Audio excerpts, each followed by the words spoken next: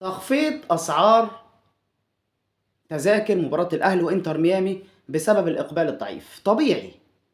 طبيعي لازم يكون في إقبال ضعيف. أولا أمريكا من الناحية الكروية مع كرة القدم ملهاش شعبية. البيسبول أو الباسكت بول والأمريكان فوتبول والألعاب التانية دي شعبيتها أكبر عند الولايات المتحدة أو في أمريكا، فطبيعي يكون الإقبال ضعيف.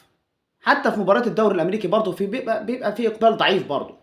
عندهم الكرة دي يعني يا جماعة حاجة عادية خالص، يعني مش واخدة شعبية زي باقي دول العالم زي البرازيل وألمانيا وفرنسا وعندنا في مصر وبلاد العربية، لا.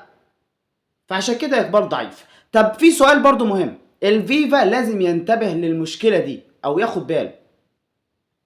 هل كأس العالم للمنتخبات هيكون الإقبال فيها ضعيف في المباريات زي كأس العالم للأندية زي ما شفنا في الافتتاح، ولا كان لازم الافتتاح يكون مثلا بين ريال مدريد والهلال ولا اتلتيكو مدريد وباريس سان جيرمان عشان نشوف اقبال؟